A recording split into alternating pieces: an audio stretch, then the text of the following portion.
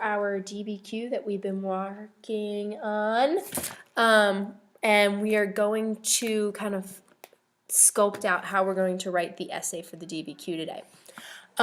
So again, I ask you to look at your essay, and we're going to kind of read through the historical content and the task one more time. So if you can have that out in front of you, that'd be great. So what it says, and I should have another copy. I have another copy, so you can read along with me on the screen. You are going to, or it says historical content. During the period of the seven warring states, at the end of the Zhou dynasty, they continued to prosper in spite of intense fighting between them. Various Chinese philosophers offered different solutions on how to restore the social and political order out of the chaos of the time. The task. So this is where you're actually writing your essay. The task says,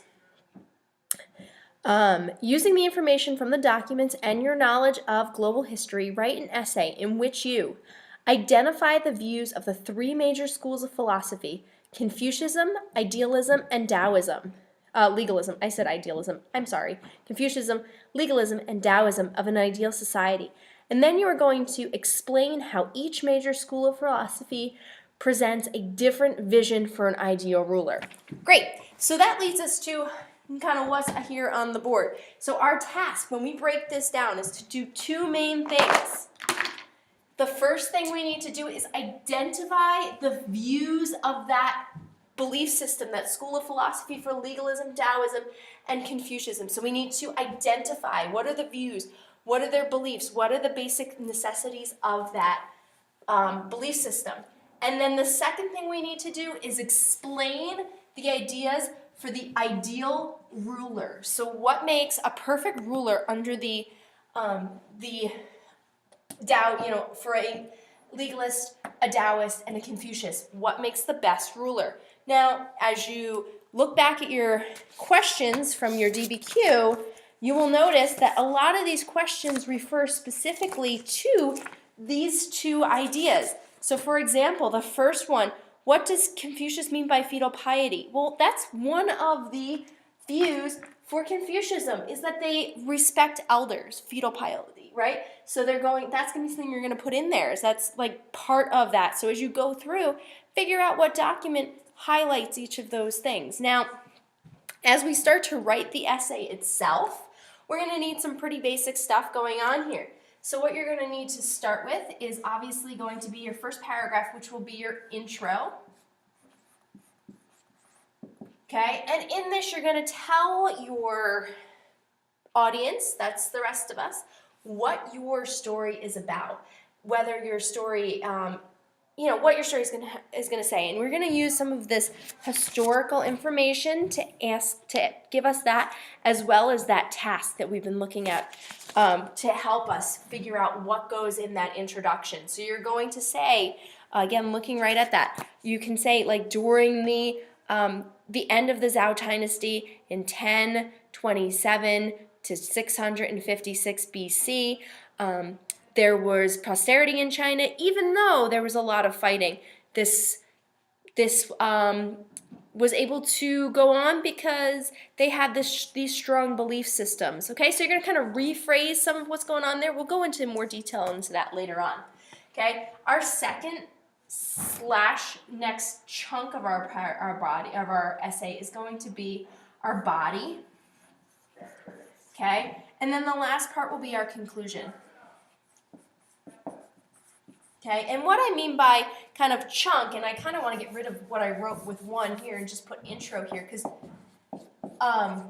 we put body, but that doesn't mean that that's paragraph 3 necessarily. This could be paragraph 2, 3, 4, 5, 6, 7, 8, 9, and then 10. So you can have 1 through, and then you get a whole bunch here, and then 1 here.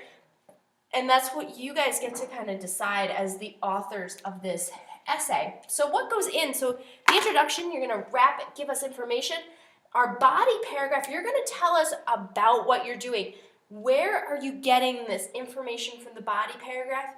This is where you're going to address these questions that you have up here. So what I would do, and there are different ways of doing this, which we'll discuss in class at another time, But what I would do is I would actually do body paragraph, the first one, so you could kind of do paragraph 2 in a way, would be is where I would identify the views of the thought. So I would say, under the views of Confucianism, these are the beliefs.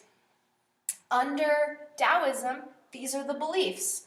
Under legalism, these are the beliefs. I would spend this entire first body paragraph. So I would make the first body paragraph answers the first task. Okay, so it's answering this first task question. So this first body paragraph is going to identify the views of thought. The second body paragraph is going to answer number 2. So you're going to take this and you're going to bring this one down. So the second body paragraph, the second body answers, the second task. So the second body paragraph will answer and explain what an ideal ruler is. Okay? Make sense? All right, great. All right, then our third paragraph, that's where you're going to wrap everything we've been doing up. This is the wrap. It's a wrap.